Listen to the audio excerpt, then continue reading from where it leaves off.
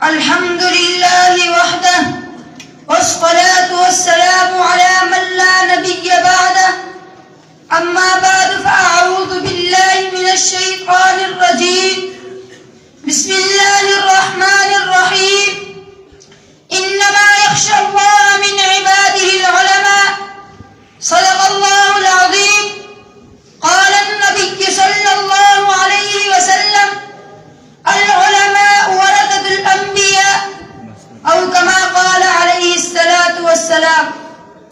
یہ علم و ہنر کا گہوارہ تاریخ کا وہ شہپارہ ہے.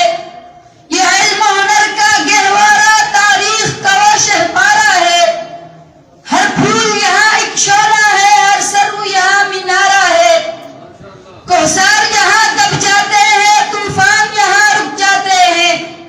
کوثر یہاں دب جاتے ہیں, طوفان یہاں رک جاتے ہیں. اس کاخ فقیری کے آگے شاہوں کے محل جھک جاتے ہیں. عابد کا یقین سے روشن ہے سادات کا سچا صاف عمل. عابد کا یقین سے روشن ہے سادات کا سچا صاف عمل. آنکھوں نے کہا دیکھا ہوگا اخلاص کے ایسا تاج محل. صدر جلسہ اور میرے عزیز طلباء ساتھیوں اور معزز علماء کرام, آج میری تقریر کا موضوع بڑا اہم و افضل, اکرم و اشرف, اعلیٰ و بالا ہے, جو دینی مدارس کی اہمیت کے عنوان سے معنون ہے.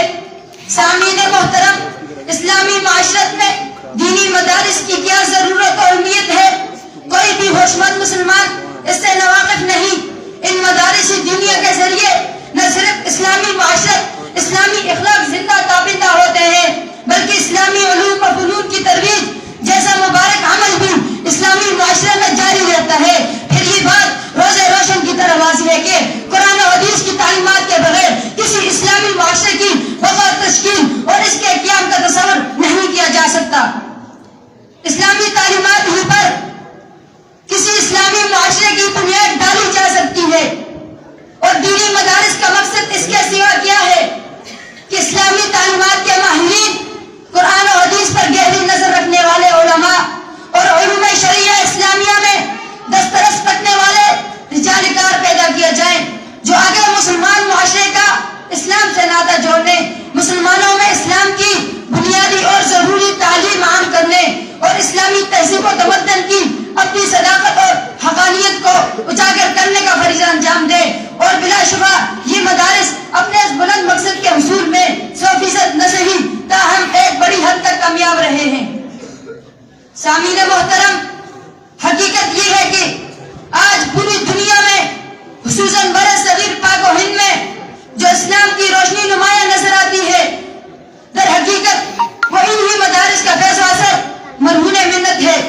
چنانچہ ہستحال تعمیر میں قائم چھوٹے سے چھوٹے مدرسہ سے لے کر عظیم الشان تعمیر کی بڑی درسگاہ تک میں قرآن و حدیث کی تعلیم کا نظر نواز منظر بچوں کے قرآن پڑھنے اور طلباء کے حدیث و فقہ سیکھنے کی صورت میں آپ کو یکساں نظر آئے گا. سامعین محترم, انہی مدارس کے طلباء نے ان فتنوں کا ڈر کر مقابلہ کیا, انگریزوں کو بھاگنے پر مجبور کیا, ظلم و جبر کو دفع کیا, اخوت اور بھائی چارگی کو عام کیا, سنت کا پرچار کیا, اسلام کا پرچم بلند کیا, اور وَقُلْ جَاءَ الْحَقُّ وَزَهَقَ الْبَاطِلُ إِنَّ الْبَاطِلَ كَانَ زَهُوقًا کا سما اعلیٰ کیا, جس کی چمک دمک آج مشرق سے لے کر مغرب تک, شمال سے لے کر جنوب تک نظر آ رہی ہے. سامعین محترم, ان مدارس میں ہزاروں مفسر, محدث, مفتی, متکلم, محقق, مناظر, معلم, مبلغ, مؤرخ, مدبر, مفکر, مقرر, سیاستدان, صحافی, شاعر, ماہر تیار کیے, اور ہزاروں علماء, صلحاء, اتقیاء, اصفیاء, اکابر شیوخ کیے, جن کے تذکرے سے ایمان کو تازگی, اذہان کو پاکیزگی, عمل کو بیداری, فکر کو وسعت, نظر کو ٹھنڈک, زبان کو شیرینی, عقیدہ کو پختگی اور عمل کو شائستگی کی دولت نصیب ہوئی. اللہ تعالیٰ سے دعا ہے کہ اللہ تعالیٰ ہمیں مدارس کا تحفظ کرنے کی توفیق عطا فرمائے.